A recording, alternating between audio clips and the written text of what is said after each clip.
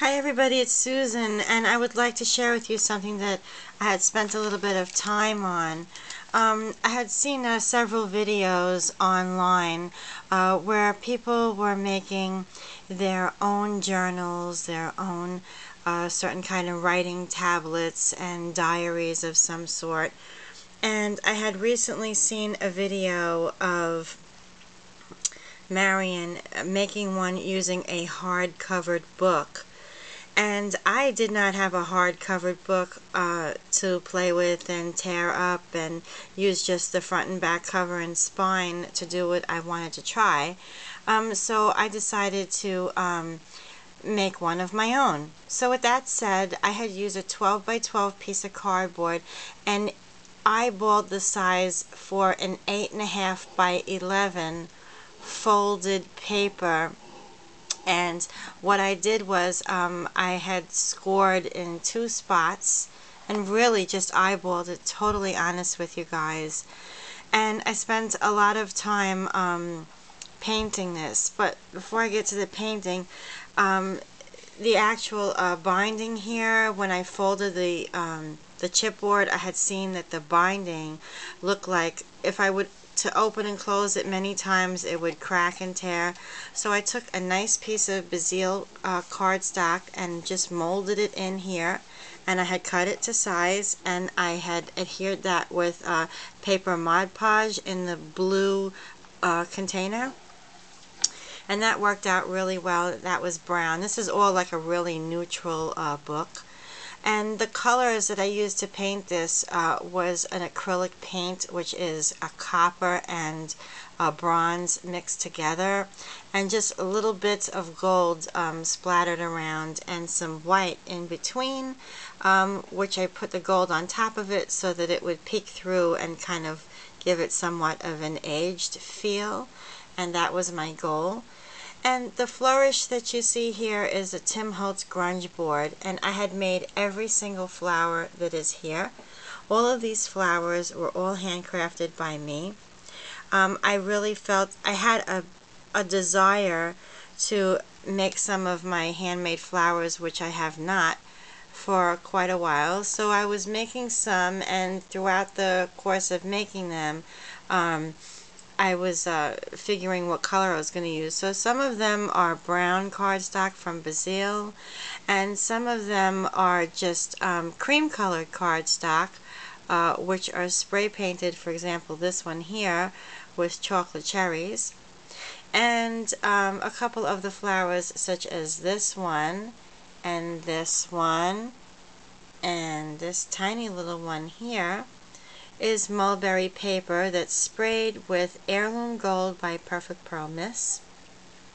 And I just love the way each and every one of these came out. I love making my flowers.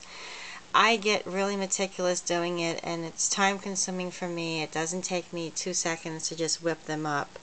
I do like to play with them and mold them, and I see that other people have tried my technique online, which I hope that they enjoy doing. I have actually mastered playing with these flowers for so many years.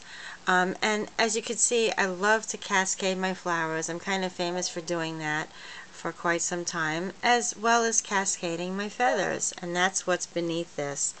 I also have this piece of really pretty border lace, which is from my fabric store, and I had used walnut stain and a sponge all across with that, and that gave it a really nice older feel. And if you could look here, this is the actual border lace. I mean, I've made flowers with this, and I have a whole bunch of it. Sorry to get off camera there.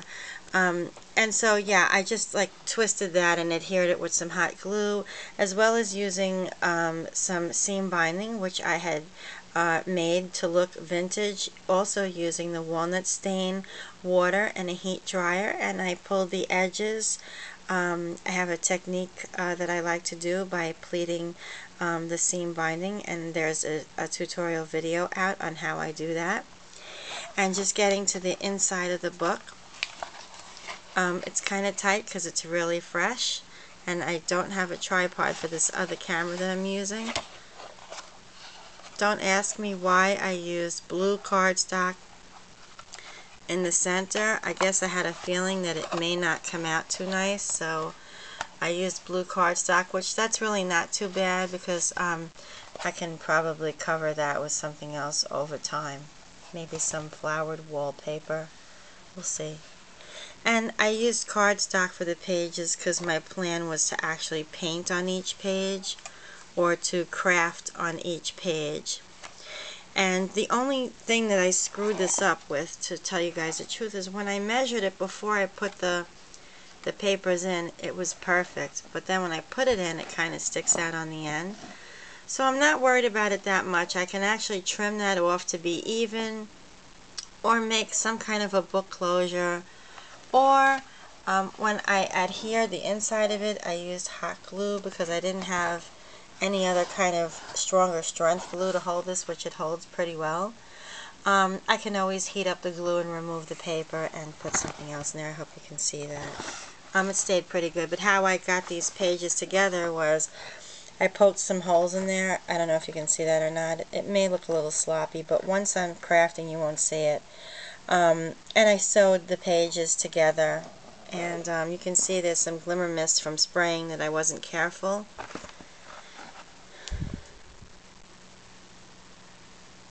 Sorry. Sorry guys, I had a sneeze coming on. Oh, excuse me. Okay, so, and getting back to this, I put a couple of white pearls up on top, but now that I look at it, I should have used like a taupe color, but I guess it just accents that little flower there to see it. I just love the way these roses came out.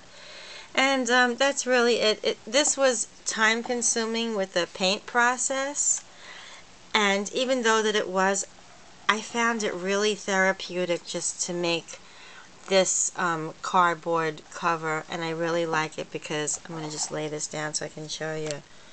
If you can hear it. It's really substantial. When it's painted, it feels like it's harder. And this chipboard came from Joann's.